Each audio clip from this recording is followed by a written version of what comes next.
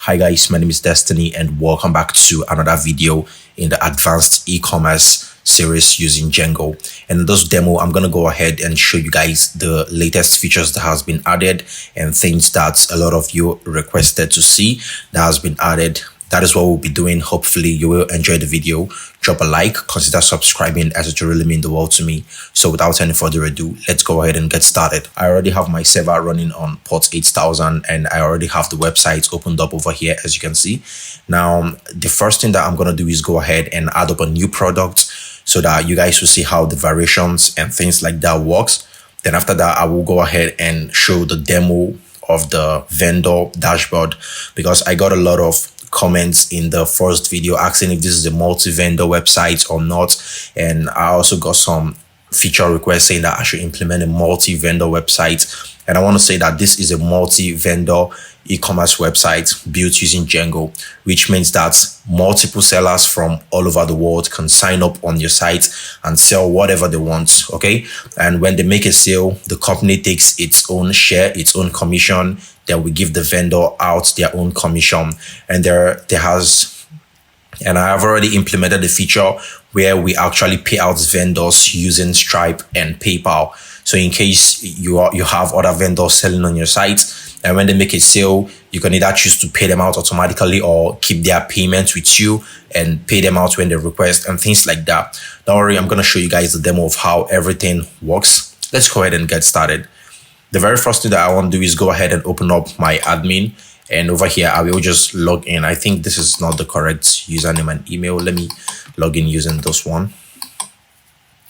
Okay, as you can see right now, I am in my admin section. I will come over to products. Then I will try to add a new product over here so you guys can see how everything works in a more detailed way. I will click on add products, and over here you can see that we now have a couple more tabs over here, like the product images, the specification, the colors, and the sizes. Now let us start off with the first one. I will go ahead and choose the user that owns this product. The user is there, the vendor is this. But if you have other vendors signing up on the site, you don't have to do this. All this will happen automatically. Don't worry, I will show you how all this happens. Now for the category, I'm going to choose any of this one. Actually, let me just go with clothing because that's the image that I want to upload. And also for the brand, we don't have any. That's optional. You can leave it the way it is. And for this one, I will say cute beanies head warmer. Okay. And for the main image, I will go ahead and open up this image folder over here. Okay, so as you can see, I already have a folder over here that has some images that I will be using. And let's say I want to use this one as the main image. I will just drag this, get back to the site and put it in here in the image field. Then you can go ahead and add in your description. For this one, I will go ahead and just add in my normal description. And if you take a close look, you will see that this is actually not showing up over here. That is because of the theme that we are using. So you can come over here and change up this theme to whichever one you want to use. For example, if I change this to none, you can see now that we have this theme showing up perfectly well over here. So go ahead and play around with this. We've got a lot of themes here. And when you're done with any of them, you could go ahead and click on show code, copy this code and paste it in your settings PY. And that theme should become the default theme. So this is what we have. I'm going to copy this and duplicate it in a couple more places so that, we have a well-detailed, not really detailed, but a long description. And after that, I will say the price, let's say 21, and the old price, let's say it's 54. It's actually optional. You can leave it if you want. And let's say it costs $4 to ship this to wherever you want. And you could choose to show the old price or not. That one is up to you. Then we could go ahead and add in tags. I will just say desk fix and clothes, separate them by a comma. And for the status, if for any reason you are still actually creating this product, you don't have all the information that you need yet, like the images and things like that, you can go ahead and change this to draft. If you don't need this product, again, you can change it as disabled. And rejected is in case you're trying to review a vendor's product and maybe their product does not align with the community guideline of the website. You can go ahead and reject the product or disable it. It's up to you. But for now, I will leave this as published. Now, all those other ones are the product conditions that a vendor can put in. If, for example, if a vendor is trying to sell a second-hand clothes, like a clothes or a product that someone has used before, then they could go ahead and change this to maybe used or second hand, and they can go ahead and choose the rating. Let's say it's a second hand, but it's 7/10 rating. Then the condition, they could go ahead and put in the condition, it's clean but have some cracks at the head section, things like that. You get the gist. So I will just say 7/10. Put this stock quantity. Let's say we have 5 of these items in our stock. Then in stock, yeah, it's in stock. Featured. Now this one over here is the admin that will do this. The vendor will not have the opportunity to do this. It is the admin that will now choose the products that should be featured, or the product that should show up in the hero section or in the hot deal and things like that. The school automatically gets filled in. You don't need to touch that. The type of the product is regular. There is also an auction and offer feature in here. And auction status. Okay, actually, you see this one, auction status, ending date. You don't need to touch the auction status. You can leave it the way it is. This will automatically trigger as finished or cancelled, depending on whatever ending date you add over here. So let's say this product, you want it to be a bidding, where users can actually bid to get the product. You change this to auction. You add the date when you want the auction to end. Let's say 7 days from now. You go ahead and add that. And automatically, when it's 7 days, this auction will end and the highest bidder will become the winner. Okay, that's how it works. But let's make this product as regular. You guys can go ahead and try this out when you get a source code. It's all there for you. Now, bidding ended. You don't need to touch this. This will automatically get triggered. Views saved, orders liked, bidders. You don't need to touch any of this. It's totally okay. Now, for the product images, you could go ahead and add in some images over here, like the product images. Let's say I want to add this one, and which one again? Okay, let's say this one too. Yeah. Now for the specifications, let's say this product is made in the United States and the item weight is 198 pound. I don't know, and the leather is some random digits. It's up to you. You could go ahead and add more specifications. Okay, and this will show up in the product detail. Now over to colors, we could go ahead and add in a couple of color. Let's say we want to start off with green. Now, I want you guys to know that this is a hat that we're trying to create over here. Cute business, right? Now, there is a green color. The color code over here can either be hex, RGB, HUI, HLS, or whatever you want, or even just plain text like this green. But also make sure that the code you add over here is an actual color. If you check out color picker, I will open up a color picker on my browser. Then you can actually pick a color from here. So let's say I want to go with this blue, then or let's say I want to go with red. I don't know. Let me go with red. Then you can copy this over here, and down here you say red. Over here, let's say red. Then you can paste this. Okay, and this one, let's say this one will be yellow. Then you could choose the yellow color that you want. Let's say you want a yellow that looks like this. I don't know what you want to choose, but let me just say something like this. Copy that and put it down here.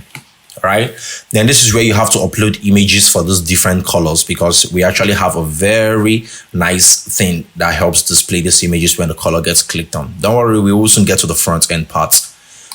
Choose the green hat. You could choose this one, you could choose this one. It's totally up to you, whichever one you want to choose. But since the color is green, you've got to choose one. I will go with the green one over here, and with the yellow one, and finally with this red one. Okay, then you could go ahead and add up the sizes. Let's say there is an extra large and the price of it is 25. And let's say they've got an extra large, the price of it is 35. And let's say a small one, let's say the price of it is 15 or something like that. And after you were done, just go ahead and save this product. And as you can see, everything gets saved perfectly well. Now let's hop over to the front end over here. If you get back to the shop section, then you should be able to see this new product that we just added right now. You can see the image, you can see the title that we added, you can see the vendor that created this product. You can actually see that it's not rated yet. You can see this over here, and I will go ahead and open up the actual product itself. And if you guys take a close look, you will notice that our product detail page have actually changed. Now remember those images that we added over here in the product images, whatever image that get added here will show up down here. As you can see, these are the images. Now, if you click on this, we actually have this nice looking fancy box thing to actually display the image in an isolated manner or something like that. Okay. Now, we also have sizes. Take a close look when you click on XL. I will zoom this in so you can see what's going on. So as you can see, we've got size XL. It automatically takes the first one, When you click on XSL, as you can see, it changes the size to XXL. And what do you notice? It actually changes the price too. Take a close look again. When we click on the first one, you see, it now changes the price of the product to 25, and it changes this over here to XSL. If you click on this, it changes this to 35. You change the size to XSL to indicate the selected one, and it also changed the color of the button, so the user actually know the one that they have selected. You can also change this, and as you can see, it changes the price to 15 USD. That is amazing.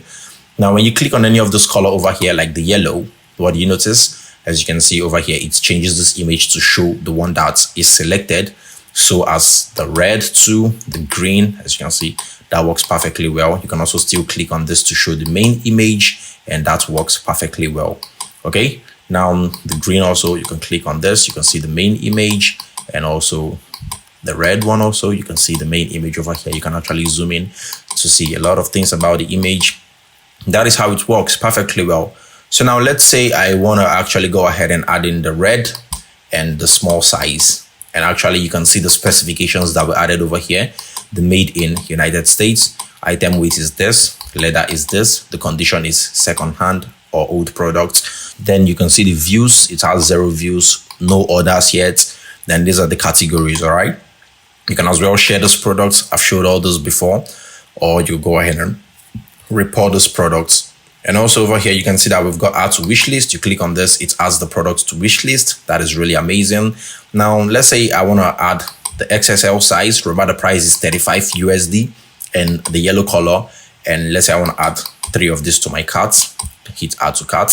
And as you can see, it shows added to cart. That is really nice. Now, the next thing that we can do is go ahead and view our carts. We can open this up. You can as well still add products from over here, as you can see. Let's say you can add this to carts too, and that works. Now let's go ahead and view our carts page. Now you can see that it shows this product, Cute Beanies by Destiny. We added 5 to the cart, and as you can see, the size is XSL. It actually got the size that we added. The color is yellow. This one over here by Destiny, stock quantity 10, and as you can see, size, no size, color, no color. That's nice. Then there is another real cool thing that I added over here. Remember, initially, when you want to update the quantity, you have to click on the button to, load up the quantity or something like that. But it doesn't work that way. Now you could go ahead and reduce the quantity. And as you can see, it says cart updated successfully. We bring this down again. And as you can see, all this works perfectly well. 35, 35. If we add this again now, it should be 70. It does all the calculation and updates all this automatically. Take a close look at this. You can see it updates all this the way they should be. Now you can also go ahead and remove from your cart in case you don't need this. You can remove from our cart, and as you can see, that's gone, and it updates our carts also perfectly well. I'm going to go ahead and continue, and this is going to process this and take us to the shipping page. There you go. As you can see, we have our shipping page. We could go ahead and fill all this up. And if it's not the same as billing, you click on this, you fill up your billing address. If it's the same, you leave it as that. Then we go ahead and proceed to checkout. It will process this and redirect us to the checkout page. Now, I'm sure I showed this before. If you have a coupon, you could go ahead and put your coupon code and hit this button. And if the coupon exists, it will find and add the coupon. If it doesn't exist, it will show coupon not found. Let me see if I have a coupon here in my admin already. Oh yeah, I have a coupon called coupon 1. But it seems, okay, let me just try this out. Okay, coupon not found. Oh, I think the coupon has expired. Yeah, let's check this out. You see, it was supposed to expire on the 31st October, which means it has already expired. Let's go ahead and change this up to when it will expire. Let me just put in this is, let's say, 30th of November. Then let's save this. So as you can see, that works perfectly well. If the coupon has expired, then it will not work. So that's a really nice feature. I'm going to go ahead and add this again. And now coupon found and activated. You can see the new total. You can see the discount that was given, and everything works perfectly well. 10% off, code activated. You could go ahead and pay with your debit card, or you could pay with PayPal. I'm going to pay with my debit card over here. It shows processing. It will open up the Stripe checkout page, and all I need to do is go ahead and check out and also pay. So I already have my card saved. You could go ahead and use 424242 to make the payment and authorize it. After the payment gets done, it redirects you to the payments page, and it automatically pays out the vendors Okay, so this is where the magic happens. Behind the scene, it will pay out the vendors. Let's say the vendor has specified to actually have Stripe as their payments gateway and things like that. Then it will go ahead and do the calculation and pay them out. So if you get a code, you can actually see it, but let me show you guys how that works. Right now, I am the only vendor in the site, so I don't think that will pay me or something. Let me come over to vendors. Then you can see that this vendor over here, they have this as pay to wallet. As you can see, their wallets keep increasing. That's because they have their payout method as pay to wallet. So if I change this as pay to Stripe, then a vendor will have to onboard on the site for it to actually accept them. What does this mean? Now, this will bring us to the second part of the website, which is the vendor dashboard. I will click on this and I will click on become a vendor. So currently, now I am not a vendor. Now you click on that, as you can see, it says become a vendor and things like that. More than half of the units sold in our store, things like that. Then you can go ahead and click on register. But to give you guys a better understanding of how this works, what I will do is go ahead and open up an incognito mode, and I will open up the website again on port 8000. And over here, I will come over to sign in and maybe create an account. Or if you click on any of this, just hold on, let me check this out. Okay, yeah, this is it over here, become a vendor. If you click on that, it will show up this page and it will tell you to sign up. If you are already logged in, it will show you to register. And when you click the registration button, it will process your account and sign you up as a vendor. But this one over here will show sign up. You click on that, it brings you to the sign up page. Then you can go ahead and put in your full name, your email address, your username. I will just put in anything over here. Your password, testing321. Then I'm going to go ahead and create vendor account. Okay, we create vendor account. It says username, user with that username already exists. I will go ahead and choose another username. Let's say Sammy, or let's say Mike J Store is the username that they want to use. Mike J Store, and I will create vendor account. Now this will process it, and as you can see, it says, hi Mike J, your vendor account was created successfully. Then they can now go ahead and set up their shop, add in their shop name, their shop description, shop mobile number, and all those kind of stuff. Go to the next page, add in their shop avatar, shop cover image, their shop address, their identification, choose an identification number and things, identification card type, things like that. They can now add in keywords related to their shop. Then go ahead and save shop and continue editing. Okay, and after the save and continue editing, their shop will now be set up. They can as well visit their shop over here. You click on this. As you can see, this is the vendor store. This is it. They have 0 followers. They can share their profile, and there's actually a feature to follow or unfollow users. You can view the vendor about, policy, and all products. That is if they have, but right now, as you can see, they don't have a product. Back to the vendor page, we have the dashboard that displays the total sale revenue, the orders, the total payout, the earning of the user. There is a graph, the monthly order total. It shows the monthly payouts, like January, there's the total order they got and the total payouts that they got. This vendor obviously does not have any of this, so it will not show up any of this over here. Let's go ahead and create a product for this vendor real quick. Check out with their product and see how this works. So I will say for the product, let me just call this Mike J Store, and I will add anything as the description. It should be regular, condition should be new. I'm going to go ahead and choose a thumbnail for this. I don't know, let me just choose this one. Then you can add the product images over here. And next, you could add in the product price. You can add in the old price. You can add in the shipping price, the stock quantity. Then you can go ahead and choose tags for the product. I'm going to choose this, and that. There is no brand. We leave that and click on create product. There you go. This is the user product. Now, I will visit this user product in my main browser, this one over here, and I will make an order for this user, and let's see how it works. So now this is the user product that just got created, as you can see. So I will go ahead and add this product to the cart. Let's say I want to add 2 of this to my cart. I will add to cart, open up my cart page, and now you can see the product over here. I will remove this one that we don't need any longer, and let's continue to check out. So this is a new vendor that we're trying to purchase from. I will proceed to check out. I don't think they have any coupon yet. But in case they have a coupon but they haven't created it, over here you can see there's a coupon and discount section. So there is a section over here where they can go ahead and create a new coupon.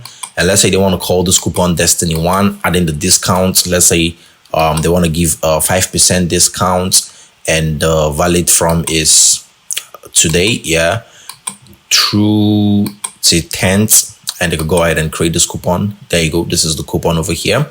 And if we open up this coupon, you click edit coupon, you can see you could go ahead and change up things about this coupon. It's Destiny 1. Now over here, I will go ahead and add in this coupon and hit go. Now this should show coupon found and activated. And as you can see, 5% off. That's what we give them over here.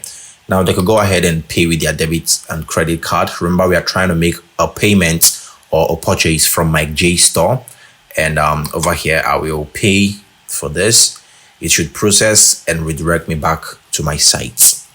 There you go. That's perfect. Now, if I get back here, get to the dashboard, you can see that there is now one order and we have this graph thing showing over here.